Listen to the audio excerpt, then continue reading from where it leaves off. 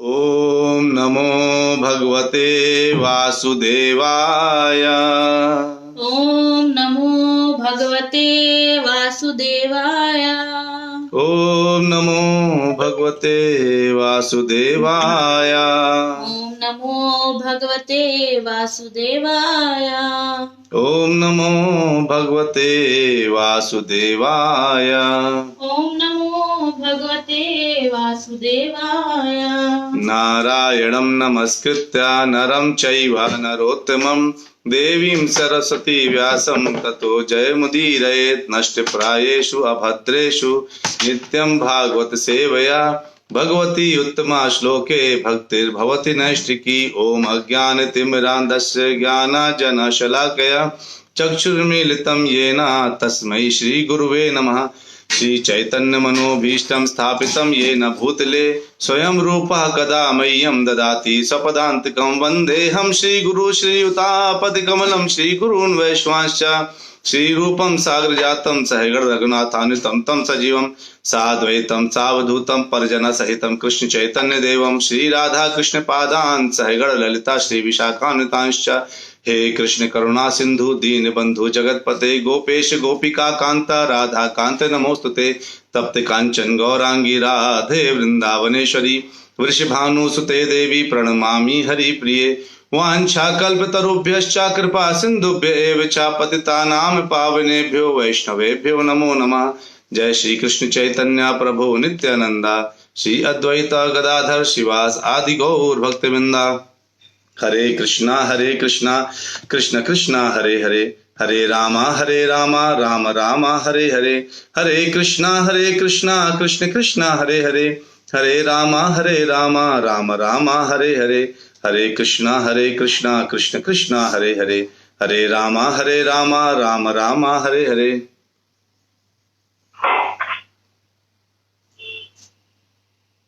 हरे कृष्णा। आप सभी प्यारे प्यारे भक्तों का नित्य भागवत कथा में बहुत बहुत स्वागत है। हम नियमित रूप से थोड़ा थोड़ा सा भागवतम को पढ़ते हैं और एक एक दो दो श्लोक को पूरा अच्छे से समझते हैं। आप सब लोग समय से आते हैं, मैं देख रहा हूँ स्काइप में सारे आगे हैं और फेसबुक में भी लोग कनेक्ट कर चुके हैं। तो कल हम कुछ प्रश्न थे, जिन प्रश्नों को जो है एक प्रश्न पूछा गया था कि हम कंठी माला क्यों पहनते हैं। हमसे जो है एक फेसबुक यूजर ने पूछा था, प्रभु जी ने, तो जो है तो हम सबसे पहले उस प्रश्न को ही ले लेते हैं और उसके बाद हम देखेंगे कि हमारे जीवन का लक्ष्य क्या है, हम जो है क्या कर रहे हैं और हमको कैसे जो है जीवन में हम क्या करना चाहते हैं। हम क्या अपने लक्ष्य की तरफ बढ़ रहे हैं या बस हम चलते जा रहे हैं और जो कुछ मिलेगा मिलेगा देखा जाएगा। तो सबसे पहले हम उस प्रश्न को लेंगे कि हम कंठी माला क्यों पहनते हैं। हम कंठी माला पहनने के बहुत कारण हैं। एक्चुअली कुछ कारण मैं बताता हूं, आप लोगों को बहुत अच्छा लगेगा सुन करके, और उसको सुन करके आप लोग कंठी माला धारण करने का विचार मन में लेके आइएगा। जैसे अगर आप पद्म पुराण की बात करें, पद्म पुराण में लिखा गया है कि जो भी कंठी माला पहनते हैं और अपनी जगह शरीर में 12 जगह तिलक लगाते हैं चंदन का, उनको वो वैष्णव कहलाते हैं। और साथ में वैष्णव क्या है, वो कृष्ण भक्त होते हैं और कृष्ण भक्त ही 12 जगह चंदन और कंठी माला पहनते हैं। साथ में कहते हैं स्कंद पुराण में यह भी लिखा गया है कि यमदूत आकर के उनको छू भी नहीं सकते। यमदूत हैं वो आकर के उनको छूते भी नहीं है। यानी जिसके गले में कंठी माला पड़ी है और माथे में ये तिलक चंदन लगा हुआ है, चंदन का तिलक, यमदूत उनको टच नहीं करते। उसका उदाहरण आपने भागवतम में देखा होगा, जब अजामिल की कथा में आती है। अजामिल की कथा क्या था, जब जो है लास्ट में बिल्कुल उन्होंने नारायण बोल दिया था चीख करके, तो उस वक्त क्या हुआ, उस वक्त यमदूत आए लेने के लिए, लेकिन लेके नहीं जा पाए, देवदूतों ने रोक दिया। पद्म पुराण में कहते हैं व्यासदेव जी कि अगर कोई कंठी माला पहन करके स्नान करता है तो उसको जितनी पवित्र नदियां हैं उन सब में नहाने का फल प्राप्त होता है। बताइए, एक कंठी माला और कितना ज्यादा फल। कोई अगर कंठी माला पहन कर स्नान करता है, सारी नदियों का इसमें पवित्र नदियों के नहाने के बराबर होता है वो। और साथ में अगर कोई भोजन करता है, अगर वो भोजन करता है कंठी माला पहन करके भोजन करता है, तो उसका एक एक दाना जो खाता है वो एक एक अश्वमेध यज्ञ के बराबर का फल देता है। एक कंठी माला तो छोटी चीज नहीं है कंठी माला, क्योंकि ये तुलसी की है। तुलसी बहुत पवित्र है। अगर हम तुलसी की माला गले में धारण करते हैं तो ये सब चीजें होता है। एक और चीज अगर आप सोचिए कि अगर हम किसी हवन को करते हैं और हवन को करते समय अगर हमने सूखी लकड़ी तुलसी की डाल दी हवन में, तो जितना आप तिल डालते हैं, जितना उसमें डालते हैं ना, तिल वगैरह आप डालते होंगे, तो वो सब तिल वगैरह जो भी आप डालते हैं, जौ डालते हैं, उनका एक एक दाने एक एक अश्वमेध यज्ञ के बराबर के फल मिलता है। इतनी महान है तुलसी खुद में। और हो भी क्यों ना, क्योंकि गोपियां स्वयं कहती हैं, क्या कहती हैं गोपियां? तच्चित तुलसी कल्याणी गोविंद चरण प्रिय, है ना। यानी तुलसी वो है जो गोविंद के चरण, अगर आप सोचिए कि अगर आपको गोविंद को प्रेम करना है तो तुलसी के द्वारा कर सकते हैं। तो अगर पूरे टाइम तुलसी आपके गले में पड़ी हुई है तो गोविंद का जब नाम लेंगे, गोविंद बिल्कुल आपको जो है प्रेम देंगे।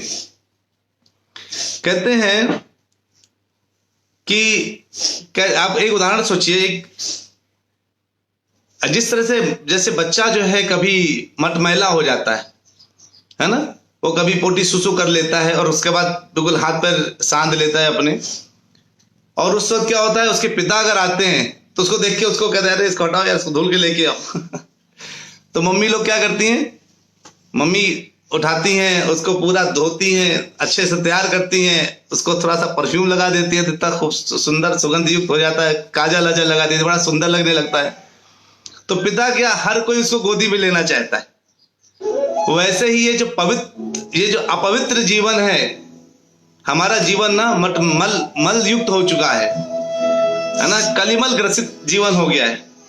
और उस जीव में जब जो है अगर तुलसी धारण कर ली जाए, तुलसी धारण करके खाया जाए, तुलसी धारण करके नहाया जाए, तुलसी धारण करके पवित्र काम किए जाए, तो क्या होता है, ये पूरा शरीर इतना साफ हो जाता है कि भगवान कृष्ण हमको लेने के लिए तैयार हो जाते हैं। ये है महत्व तुलसी कंठी माला का। और कहते हैं, एक वेद में एक जगह आता है तुलसी के लिए, कहा जाता है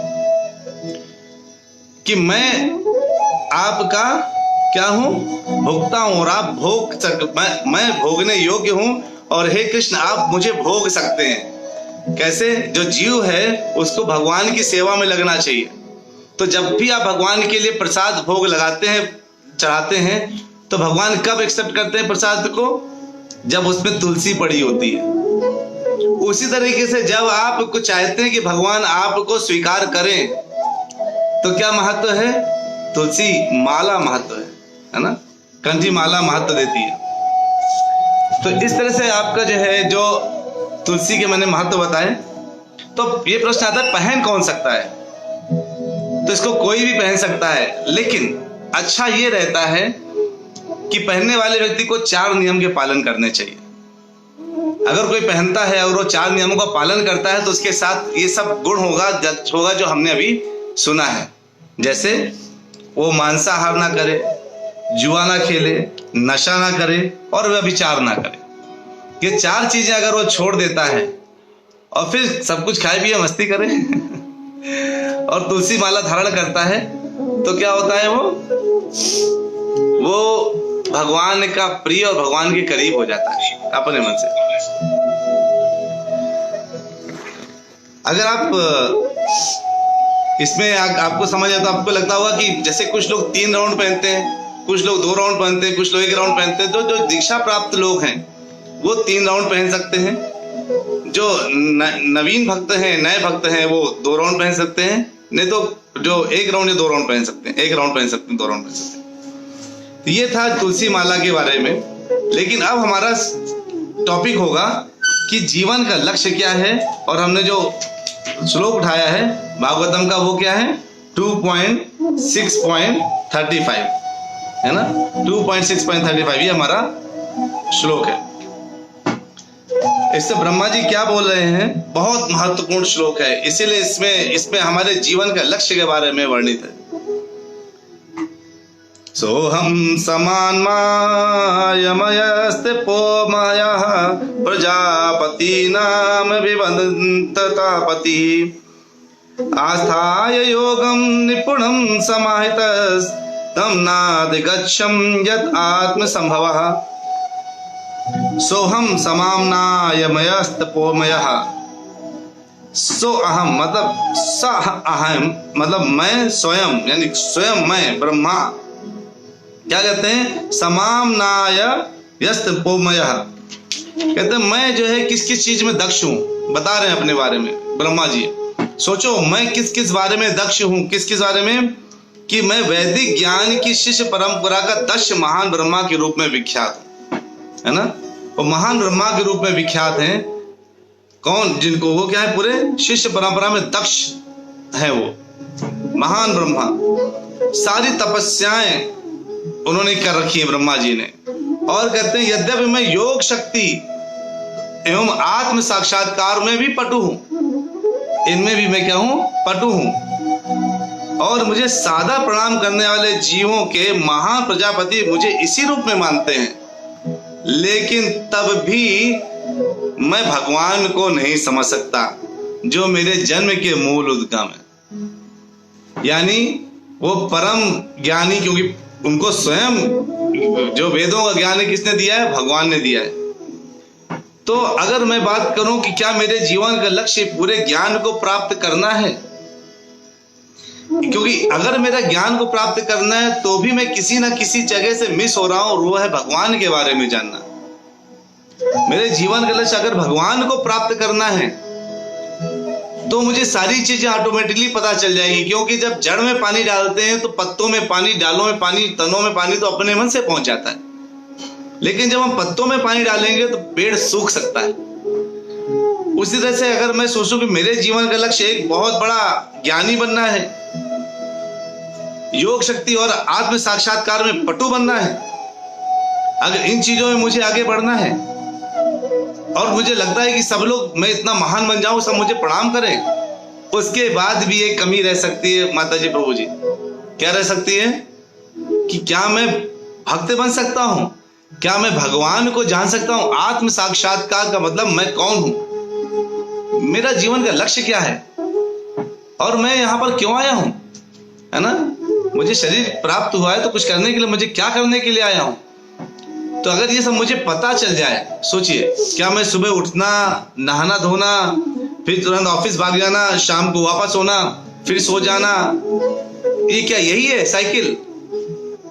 तो एक जीव और एक नॉर्मल, मतलब कोई भी जानवर में और एक इंसान में अंतर क्या रह जाता है। अगर जो सारे काम जानवर कर रहा है वही इंसान करेगा तो कोई अंतर नहीं ना। हाँ, इंसान लोग थोड़े से ज्ञानी होते, पढ़े लिखे होते, सोफिस्टिकेटेड तरीके से करते हैं। वो मखमल के गद्दे में सो सकते हैं, और जो कुत्ते वगैरह तो ऐसे कहीं भी सो जाते हैं, लेकिन सोने का काम बराबर है, यानी द फंक्शनिंग इज सेम।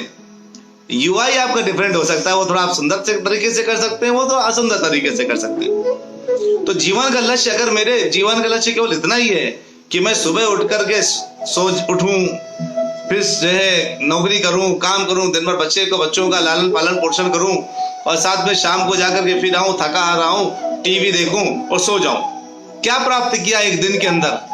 अरे प्रभु जी, हमने एक दिन में एक सैलरी प्राप्त करी, एक दिन की किस चीज के लिए प्राप्त किया।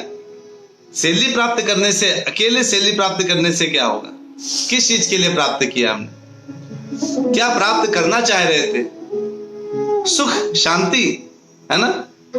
हाँ, हम सुख की तलाश में हैं, तो सुख की तलाश का जो है मार्ग क्या है, मार्ग तो सुख की तरफ नहीं जा रहा, क्योंकि जब तक शांति नहीं होगी तब तक सुख नहीं होगा। और शांति कैसे आएगी, जब मन विचलित नहीं होगा। और अभी सोचिए, अभी आप कथा भी सुन रहे हैं, अच्छे से सुन रहे हैं, जैसे कथा करके उठेंगे तो सोचेंगे अरे मेरे ऑफिस का काम, ये काम, वो काम, ढेरों काम आपको समझ में आने लगेगा, इतना ज्यादा चीजें नजर आएंगी, मन भटकना शुरू हो जाएगा और चारों तरफ भटकने लगेगा। तो कहते हैं कि भगवान को कौन जान सकता है, भगवान को केवल एक भक्त जान सकता है। तो सबसे बढ़िया क्या चीज है? अब भगवान को जानने में फायदा क्या है? आप सोचिए, अगर आप कहते हैं मैं एक सॉफ्टवेयर इंजीनियर बनना चाहता हूँ, तो आपको सॉफ्टवेयर आना चाहिए कि नहीं आना चाहिए, है ना? मतलब सॉफ्टवेयर में काम करना आना चाहिए। अगर सॉफ्टवेयर इंजीनियर बनना चाहते हैं, जावा आनी चाहिए, .NET आना चाहिए। जो सॉफ्टवेयर इंजीनियर है वो जानते हैं। और अगर कोई कहता है कि मैं एक पहलवान बनना चाहता हूं, तो उसको प्रैक्टिस करनी पड़ेगी पहलवान बनने की। तो उसको क्या जानना पड़ेगा कि सबसे बड़ा पहलवान कौन था, मुझे किससे टक्कर लेनी है ना? और कोई कहता है कि लेकिन पहलवान बन के भी क्या फायदा, जैसे ही एक जाएगा एक एज, उसके बाद तो पहलवानी खत्म हो जाएगी। अब कौन सा चीज ऐसा है जो स्थायी है? तो आप सोचिए, अगर मैं एक स्थायी व्यक्ति का हाथ पकड़ लूं तो मैं स्थायी हो सकता हूं कि नहीं हो सकता? अगर मैं किसी स्थायी व्यक्ति का हाथ पकड़ लेता हूं तो मैं स्थायी हो जाऊंगा, स्टेबल हो जाऊंगा। तो यानी सबसे पहली बात, जीवन का लक्ष्य क्या होना चाहिए कि मुक्त होना। हम सब बंधन में हैं और हम सबको अगर मुक्ति मिलती है तो हम मतलब अपने जीवन में सही दिशा में जा रहे हैं। तो बंधन से मुक्त कैसे मिलेंगे? भगवान क्या कहते हैं 18.54 में, ब्रह्म भूतः प्रसन्नात्मा न शोचति न कांगति समा सर्वेषु भूतेषु मद्भक्तिं लभते पराम। न शोचति न कांक्षति, कोई इच्छा नहीं होता, कांक्षति कोई इच्छा नहीं है। यानी जो ब्रह्म भूत मतलब ब्रह्म में से तदाकार होकर भगवान को समझ करके, भगवान की भक्ति में लग करके उनको अनुभव करने लगता है। जब भगवान को अनुभव करने लगता है तो किसी बात की उसको चिंता नहीं रह जाती, ना किसी बात की कामना रह जाती है, ना चिंता रह जाती है, ना कामना रह जाती है। तो अगर चिंता भी नहीं है और कामना भी नहीं है तो नहीं, कुछ खत्म होगा इसकी चिंता नहीं, और कुछ मिलेगा इसकी कामना नहीं है, तो क्या हो जाएगा? केवल क्या रह जाएगा? हाथ में शांति रह जाएगी। और अगर हाथ में शांति रह गई तो क्या होगा? वो पूर्णतया प्रसन्न हो जाएगा। अगर शांति मिल गई तो सुख का अनुभव करेगा और पूर्ण रूप से, है ना, प्रसन्न रहेगा। ब्रह्म भूता प्रसन्न आत्मा, पूर्णतः प्रसन्न हो जाएगा। समा सर्वेषु भूतेषु मद भक्तिम लभते पराम, और वो सब में समान भाव रखेगा, सब में, और मेरी शुद्ध भक्ति करेगा। भगवान कहते हैं सब में समान भाव रखेगा और मेरी शुद्ध भक्ति करेगा। बताइए कितना क्लियरली भगवान ने बोला है ना? तो अगर जो है मैं कैसे रह सकता हूं प्रसन्न, किस तरह से रह सकता हूं? अगर मैं भगवान को अनुभव करने लगूं तो भगवान कहते हैं अच्छा, तो मुझे अनुभव कौन कर सकता है? कोई भी आम आदमी आके मुझे अनुभव कर सकता है क्या? कोई भी नहीं, कोई भी तो नहीं कर सकता। तो कौन अनुभव कर सकता है? तो 18.55 में इसका आंसर करते हैं भगवान भगवद गीता के 18.55 में। क्या कहते हैं? भक्त्या माम अभिजानाति, मेरे भक्त मुझको जानते हैं। भक्त्या माम अभिजानाति यावान शास्मि तत्त्वतः ततो माम तत्त्वतो ज्ञात्वा विशते तदनंतरम। मतलब कि केवल भक्त ही मुझे जान सकते हैं, और मेरे भक्त और मुझे कैसे जान सकते हैं? यथाचित, जैसा मैं हूं यथा रूप में जान सकते हैं। कोई भगवान को कई लोग क्या मानते हैं? एक महान आदमी आए थे द्वापर युग में, महान काम करे, इतने महान काम किए कि 7 साल की उम्र में 7 दिन 7 रात 51 किलोमीटर परिधि का और 21 किलोमीटर की ऊंचाई का एक गोवर्धन अपनी केवल छोटी कानी उंगली के नाखून में उठा लिए थे। इतने महान, अरे इतने महान मतलब 7 साल की उम्र में 7 दिन 7 रात 51 किलोमीटर की परिधि, अगर जानते हो 21 किलोमीटर की ऊंचाई उस वक्त थी द्वापर युग में गोवर्धन की, उसको उन्होंने अपनी छोटी उंगली उठा लिया था। ब्रह्मा जी का घमंड उन्होंने उस वक्त तोड़ दिया था। ब्रह्मा जी कहते हैं अरे आप तो स्वयं हमारे भगवान ही हैं। इंद्र देवता का घमंड तोड़ दिया, गोपियों का घमंड तोड़ दिया, जितने लोग महान लोग अपने आप को मानते थे सबका घमंड तोड़ दिया।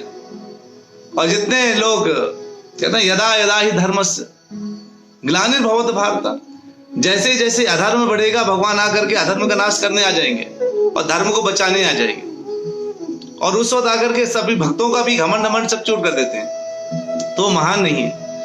भगवान में सारी लीलाएं देखने को मिलती है। भगवान क्या, कुछ लोग भगवान को अपने पुत्र की तरह पालना चाहते हैं तो लड्डू को पाल ले आते हैं घर में। कुछ लोग भगवान को जो है एक, आप सोचिए भगवान ने क्या दिखाया, बचपना दिखाया, बाल लीला ऐसी दिखाई कि वैसी लाल लीला कोई दिखा नहीं सकता। माखन चोरी करी तो ऐसी करी, कोई वैसी चोरी कर नहीं सकता। आप सोचिए भगवान ने जो है जब बड़े हुए तो ऐसे रास रचा कि ऐसा रास कोई रच नहीं सकता, और जब युद्ध करने में तो ऐसा युद्ध किया कि कोई युद्ध नहीं कर सकता है, और शादी करने में जितनी शादियां कर डाली कोई उतनी शादियां नहीं कर सकता। परेशान हो गए नारद जी, कहते अरे प्रभु इधर आदमी से एक नहीं संभाल दिया आपने, 16,108 कर रखी है, कैसे कैसे संभालते हैं। तो एक बार नारद जी चले गए टेस्ट करने के लिए, देखें जरा भगवान कैसे मैनेज करते, सबके सब खुश भी रहती हैं। आए देखने के लिए तो क्या देखा, एक रानी के उनके 18,108 रानियों के लिए 18,108 महल बने हुए थे। ये नहीं कि घर में सब लोग लड़ झगड़ रहे हैं सबके लिए अलग अलग महल। तो एक महल में गए देखने के लिए कि क्या कर रहे हैं, तो एक जगह कर रहे हैं भगवान, रानी खिला रही हैं और भगवान कह रहे बस पेट भर गया। फिर सोचे इधर चलो बैठ के पेट भर गया, देखे दूसरे महल में क्या होता है। सेम समय पे दूसरे महल पे गए देखने के लिए, तो क्या देखते हैं, दूसरे कह रहे हैं अरे रानी कुछ खाना लाओ भाई भूख लगी है। इधर बैठे, इधर गए वापस, इधर भी कह रहे इधर भी बैठे हैं उधर भी बैठे हैं। ऐसे भटक गए 16,108 महल, और देखा हर जगह भगवान है, किसी के साथ खेल रहे हैं, किसी के साथ राज कर रहे हैं, किसी के साथ खाना खा रहे हैं, किसी के साथ चौसर खेल रहे हैं, कुछ ना कुछ कर रहे हैं। ये है हमारे भगवान। उनकी कल्पना हम अपने से एक साधारण इंसान समझ के, एक महान आदमी समझ करके हम उनको पार नहीं पा सकते। कहते हैं तो कौन जान सकता है, केवल मुझे, कहते हैं भगवान कहते हैं मुझे केवल मेरा भक्त जान सकता है, बाकी लोग तो कहानियां सुनाते रह जाएंगे। केवल मेरा भक्त मुझे जान सकता है। और जब कहते, और जब मनुष्य इस तरह से ततो माम ततो ज्ञात्वा, इस तरह से जब वो मुझे जानता है, समझता है, मेरा भक्त मुझे समझ जाता है, तो मेरे भावना, मेरे यानी कृष्ण भावना मृत में पूर्ण रूप से लग जाता है, और रह करके कहां पे आ जाता है, वैकुंठ लोक में प्रवेश कर जाता है, मेरे धाम आ जाता है, कहने का मतलब। और वहां पर क्या है, केवल वर्तमान है, न पास्ट है न फ्यूचर है। क्या वर्तमान मतलब, जैसे मैंने कल बताया था, कलयुग में केवल क्या है, पास्ट है और फ्यूचर है, वर्तमान तो होता ही नहीं है। No present tense, only past tense future हमने बना रखा है प्रेजेंट टेंस। जो अभी मैंने बोल दिया वो पास्ट टेंस हो गया, और जो मैं बोल रहा हूं वो फ्यूचर टेंस है, प्रेजेंट गायब है, इसलिए सब दुखी हैं। तो सुख कहां पर है, सुख केवल प्रेजेंट में है, और प्रेजेंट कहां पर है, केवल गोलोक धाम में। इसलिए लगातार वहां पर रहने वाला व्यक्ति जो वो रहता है, वहां उसकी कभी मृत्यु नहीं होती, वो कभी बुढ़ा नहीं होता, कभी कुछ नहीं होता, वो जैसा है वैसे ही रहता है और हमेशा आनंदमय रहता है। सोचिए आपसे मैं कह दूं आपको कोई बीमारी नहीं आई, कोई बुढ़ापा नहीं आई, कोई भूख नहीं लगेगी, केवल और केवल अंदर से सुख चैन मिलेगा, आनंद ही आनंद मिलेगा। आप कहेंगे ऐसा कौन सा दुनिया होता है भाई, ऐसी भी कोई दुनिया है क्या लाइफ में, ऐसा भी कोई है क्या। तो हमारे जीवन का लक्ष्य अगर केवल यहाँ पे इंद्रिय भोग करना है और केवल यहाँ रह करके क्या करना है, सबके साथ छल छद्म झूठ इस दुनिया में फंसे रहना है, इसका मतलब है हमारा जीवन का लक्ष्य सही नहीं है। क्या है जीवन का लक्ष्य, ऐसे बहना है कि ताकि हमें बार बार इस जन्म मृत्यु जरा व्याधि के चक्कर में ना पड़ना पड़े। जन्म लेंगे तो मृत्यु होगी, जन्म लेंगे तो बुढ़ापा आएगा, जन्म लेंगे तो व्याधि आएंगी, ये तो निश्चित है। क्योंकि अगर आपने एक बार इस भूलोक में कदम रख दिया तो ये भूलोक नॉर्मल नहीं है, ये असाधारण भूलोक है, जहां पर केवल और केवल कष्ट है, सुख नहीं है। मतलब दुखालय मां शाश्वतम, सुख किसको है, जो इस भूलोक को भी में केवल क्या है, भौतिक लोक में को भी आध्यात्म बना के रह सके। मतलब है तो पृथ्वी में, लेकिन असली में पृथ्वी में नहीं। कहते ना पानी भीतर ठाड़ है रटे प्यास प्यास, यानी खड़ा पानी के अंदर है तब भी क्यों प्यास दे रहा है, उसका मन कहीं और भटका हुआ है। तो हम इवन भौतिक लोक में यहाँ बचे हुए हैं, लेकिन उसके बाद भी अगर हम केवल आध्यात्म का चिंतन करें, भगवान के विषय में चिंतन करें, और भगवान कहां पर है, गोलोक में, तो हम यहाँ रह के भी गोलोक में हो जाएंगे कि नहीं हो जाएंगे, है ना। यानी पृथ्वी में रह करके भी हम आध्यात्म लोक का जो है का टच प्राप्त कर सकते हैं कि नहीं। तो अब कहेंगे भक्ति क्या है प्रभु, अगर मैं भक्ति जो है करना चाहता हूं तो ये भक्ति क्या होता है। तो कैसे करूं भक्ति? क्या केवल बस चैंटिंग करता रहूं वही भक्ति है? भगवान की भक्ति में सेवा ही भक्ति है। इस समय अगर आप कथा सुन रहे हैं तो वो भी भक्ति है, क्योंकि आप सेवा कर रहे हैं भगवान की। आपके हृदय में आत्मा के अंदर परमात्मा है, और परमात्मा को इस सुनकर अच्छा लग रहा है कि आप कथा आपके कानों में जा रही है। कान से कहाँ जा रही है? हृदय में जाती है। हाँ, किस कान से सुनकर उस कान से मत निकालिएगा बस इस कान से सुनकर के हृदय में लेके जाइए, वहां परमात्मा को खुराक मिल रही है, वो प्रसन्न हो रहे हैं। तो भक्ति में सेवा ही जो है भगवान की भक्ति है। भक्ति में सेवा मतलब लोगों को भगवान के साथ जोड़ना। आप लोग जितने लोग कथा सुन रहे हैं सबको बताइए ये कि ऐसे कथाएं हो रही भागवतम की, लोग सुनेंगे, आगे प्रचार करेंगे, भगवान के बारे में नाम बताएंगे, यही सेवा है, दूसरी सेवा कुछ नहीं। और हमें प्रेमा भक्ति में लगना है। कैसे? ऐसी भक्ति, नैनम गलद सुधारया वदनम गद गद रुद्धया गिरा पुलकै निचितम बपु कदा तव नाम गृहिणे भविष्यति युगायितम निमेषेण चक्षुषा प्रावृषायितम शून्यायितम जगत सर्वम गोविंदा विरहेण में। गोविंद के विरह में सब कुछ शून्य लगने लगे। गोविंद के विरह में ऐसा लगने लगे जैसे मेरे पास ये जो आंखें हैं, जो पलक झपक रहा है, मैं लगातार गोविंद का इंतजार कर रहा हूं और गोविंद आ नहीं रहे हैं, दिख ही नहीं रहे हैं। एक एक क्षण युग के समान लग रहा है, मैं कैसे करूं? तो ये भक्ति है, इसे प्रेमा भक्ति बोलते हैं।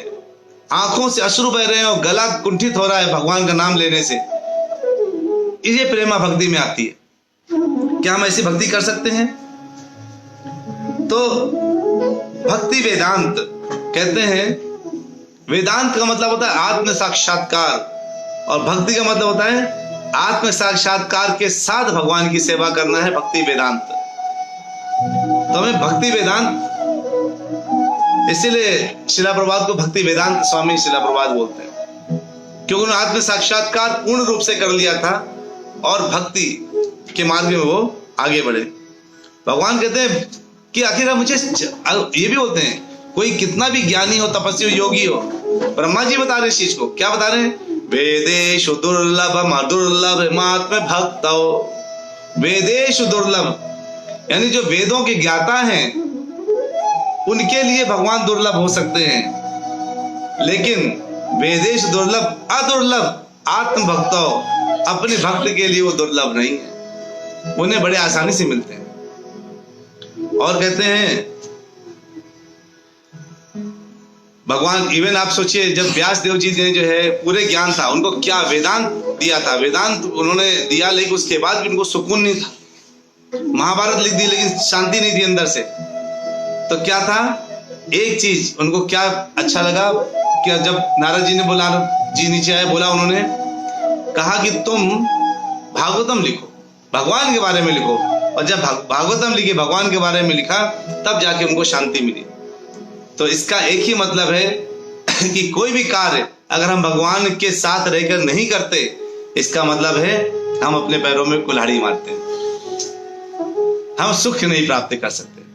हमें सुख तभी मिलेगा जब हम, पूरे सुख की प्राप्ति हमें तभी हो सकती है जब हम भगवान को हर कार्य में सेंटर रखें। तो हमारे जीवन का लक्ष्य क्या है? हमारे जीवन का एक परम लक्ष्य है भगवान की प्रेमा भक्ति को प्राप्त करना, अपने हर कार्य में भगवान को सेंटर में रखना, और साथ में गोलोक धाम की तरफ जाने का, बैक टू गॉड हेड, है ना, go back to godhead, यानी भगवान के धाम वापस जाना। ये एक्चुअली में हमारा जीवन का लक्ष्य है। इसको लक्ष्य बनाएंगे तो भगवान आपको भौतिक प्रगति तो देते ही रहेंगे। इस तरह से करके हमने आज चैप्टर के अध्याय स्कंद 2 के अध्याय 6 के 35वें श्लोक को हमने संपूर्ण किया। बहुत अच्छा श्लोक था ये। आप सबका बहुत बहुत धन्यवाद, आप लोग आए।